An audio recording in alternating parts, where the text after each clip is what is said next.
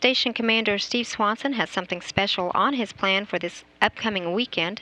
He's part of a 6-person team that will compete in the Wild West Relay Race this Friday and Saturday, covering the 200 miles from Fort Collins, Colorado to Steamboat Springs, which is his hometown. To find out how a person overcomes a difference of 260 miles in elevation to run a relay race, I am joined by another member of that relay team, astronaut Suni Williams, who once ran the Boston Marathon while serving on board the International Space Station.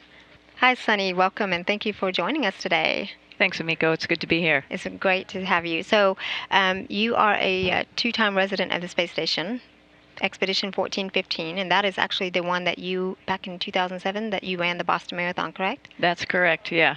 Yeah, and then also, again, more recently, the Expedition 3233 mission. So we're very pleased to have you here today. It's great to be here, like I said, and supporting our guys on orbit. Great. So first of all, explain to me a little about what this race is. Yeah, we did actually pretty much the same team that's going to run it this year ran it about 5 years ago. And what we did, we got together in Fort Collins the day before, got our plan set together, and the race goes for about 200 miles, like you said, from Fort Collins to Steamboat, up and over a pass. So it's a pretty rigorous run, and not everybody runs their whole leg at once. What we do is we have 6 people running 6 different times, and so we do a relay race, one after another. So you end up running 6 legs. That makes it about 30 miles for each person. So that way everybody gets a little bit in the daytime in the morning, everyone gets a little evening, everyone gets a little in the middle of the night, and then and that is all pretty much uphill to get over the pass. And then the next day, as the night continues, you pretty much are going down the pass, down from the hill to Steamboat. So everybody gets about 6 legs into, like I said, add up to about 30 miles. That sounds great. So 30 miles, at least it's not going to be here in Texas heat. Thank God, yes. I was practicing while I've been back here in the United States for the last couple of weeks, and it's pretty hot here. I got my eyes in the sky over there in Colorado. They said the weather's a little bit cooler and a little bit nicer, but we do have the hills to contend with. Well, good. Well, I want to talk about some of that, too. Let's first talk about, so has Swanson, he's actually done this before, correct? He's competed in this race? Yeah, Steve's done it, I think, 3 times. We did it together once. Like I said, I think it was like 5 years ago. Okay. And the team that we had got together is pretty much all back together with the exception of one switch out. But everybody's ready to go and to support him up in space with this event. And so who is on the team? So the captain is a guy named Brett Eggleston. He's a longtime friend of Swanee.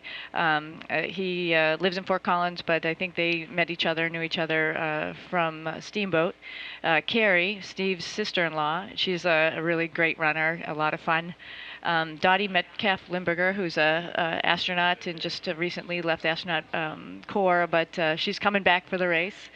Also another guy, our new guy, Tim Flynn, he's joining in, and then myself and of course Steve from On Orbit. Okay, sounds great. Well, it sounds like you guys are going to have a good time. So tell me now, because you were talking about the relay and how you're going to go back and forth, how exactly is that going to work? How are you passing the baton to Swanson, who's on the space station? Obviously, there's going to be some challenge. Yeah, this is going to be a little bit tricky. He's leg number 6, so we don't really have to think about it for a little while. I guess we're all good procrastinators. We have 5 legs to get through before we have to worry about it. But in all seriousness, we're going to have a guy who's like the relay point of contact, because if you can imagine the race route that I'm telling you about doesn't always have good, calm connections. So we'll have a point of contact that we'll be able to text to keep up to date how everybody's running and what their times are, and so then that person can get a relay through mission control up to Steve, so get him ready to go and start the race, his run. And then when he finishes, he just needs to make a call down, and that reverse communication stretch will go back to our relay team, and then the number 1 guy will start again. So we'll do that a number of times. I have one thing to add for the last run, though. Not that we're going to not pay attention to Steve's time, because Steve's time is our official time, but we have a bunch of folks. Of course, he's from Steamboat, so there's been a call out to all his family and friends to come and run the last leg with and for him. Oh, that sounds They're all together. amazing. So we'll have a bunch of people running. The 30 miles? Just the last of his leg. Okay, the last part of that leg. Wow, that's amazing. That sounds like a good time thing. So Very interesting. So you kind of talked about some of the hills, and so I do want to talk about that because you did the Boston Marathon, and there were some changes, obviously, terrain. Tell me how it is running on the treadmill and space So station. the treadmill doesn't have the ability to change the terrain. We don't have an inclination like some of the treadmills here on Earth have. We have the ability to speed it up, and you also have the ability to add more resistance on the equipment that you're wearing that's holding you down to the treadmill.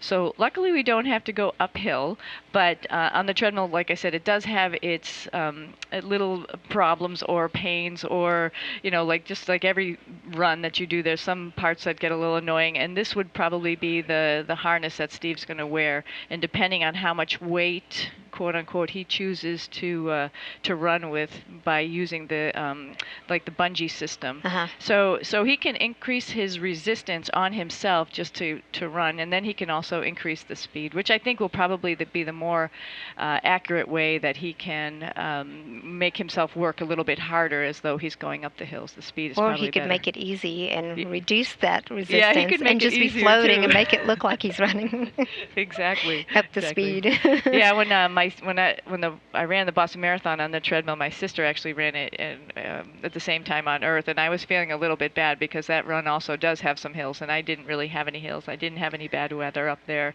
but like I said, it has its own pains and problems running on a treadmill, first of all, and secondly, tied to the treadmill. It's not Sure. absolutely fun. Well, so I know that you're a big proponent of fitness. Can you just explain to me? I know obviously it's very important to all of our bodies here on Earth, but explain why it's so important for you guys when you're flying in space. Yeah, so there's a lot of things. Space is wonderful. It's great. You can fly around. You're like a bird. You're like a fish zooming around in there. But that also has a toll on our physical bodies for a number of different things. Radiation, but also when it comes to physical fitness, the reason we do physical fitness is for maintaining bone density and muscle mass. Because, of course, you don't use your legs while you're up in space. You don't have to walk around like you do here, which is an automatic load on your bones and your muscles.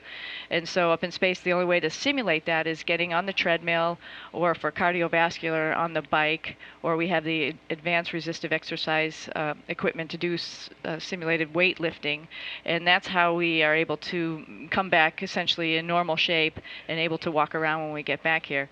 So in space, it's absolutely necessary every day to work out because every moment that you're in space, you're losing bone density and muscle mass. You can't stop doing that because you're in microgravity, so your body's not stimulated like it is here on Earth with gravity. So it's really important to do that up in space. And I think one of the reasons, like I did the marathon and Swanee is interested in doing this race, is because it taps into another group of people on Earth. For one, awareness of people that are in space and what kind of research that we're doing that's going to potentially help us with combating osteoporosis, because essentially that's what we have in space, and other types of problems that humans encounter here on Earth. How can we help fix that while we're up there? So that's part of the reason we're doing all these experiments, but also just to highlight physical fitness. It's fun, it's interesting. You can do it a bunch of different ways. Getting out in the morning and running isn't always fun, but when you have a relay team that you're doing it with, then it makes it a lot more fun, motivating, and it's a team effort. Absolutely. Well, I am very glad that you were able to come out. It's great to see you support Swanee as you are, and best of luck to you and the team. Thank you very much. We're looking forward to it. Really excited. Ready? 26 by 2!